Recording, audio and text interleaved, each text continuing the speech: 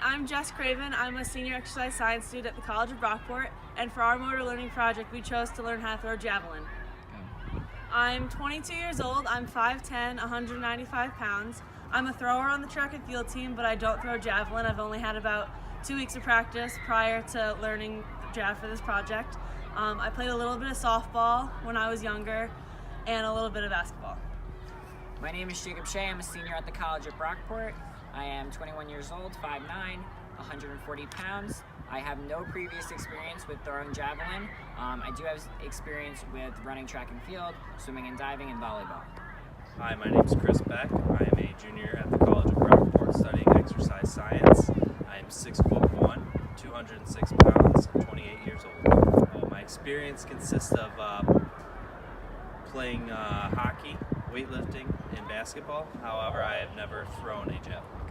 For our project, we threw Jill training jabs. The men and women's jab have different weights. I'm holding the women's jab. It is 600 grams. Chris is holding the men's training jab. It's 800 grams. The difference between training jabs and actual jabs, the training jabs have rubber tips at either end, and the real jabs behind us have a pointy end and a long tail, and they're weighted different so they can fly better.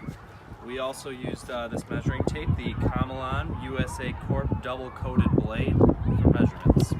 Throughout the course of 4 weeks, we would meet 3 times a week, Monday and Wednesday at 12:15 and Thursdays at 6 p.m. Each participant would throw the javelin 10 times, and then we would mark our performance measure was distance, which we measured in meters. The form aspect was not as important to us. We would need an expert in throwing jab to teach us correct form. To make conditions similar to that of a collegiate athlete throwing the javelin for a competition, we threw off of this runway here. We threw off of this surface onto a grass surface, trying not to cross this line. Each participant took a 2 to 3 step release before throwing the javelin into the grass.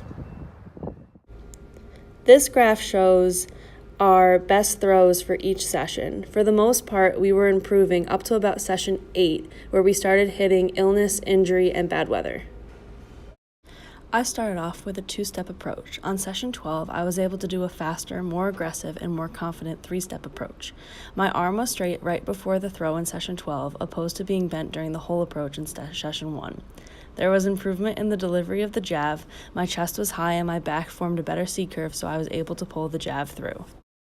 My legs and arms looked like they were working independently of each other in session 1. I improved the most in how fast, aggressive, and confident my steps were. In session 12, I kept the jab drawn the entire time, and I only started to pull the jab through a little early. I also transitioned from a 2 to a 3-step approach. Like the other two, I developed more aggressive and confident steps covering more ground overall on the runway in session 12 than session 1. On session 12, I had an explosive finish, I had a wider base, I kept my chest up, and had a good C-curve with my back, which led to a bigger stretch and a longer pull on the javelin.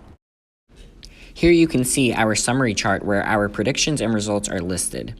All of us were able to retain more than 60% of our performance, but only Chris was able to increase his throw distance by 5 meters.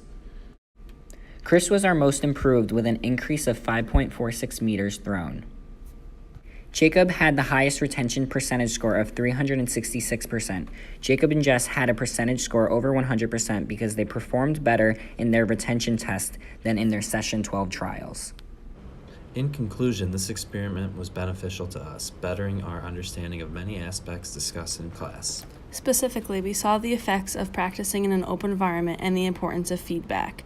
Inclement weather, such as wind, rain, and low temperatures, negatively affected our practice trials. Since we are unskilled performers and without feedback from a coach, we did not necessarily know what to change in our throwing form. If we had feedback, we potentially could have improved more. Thanks for joining us on this motor learning journey.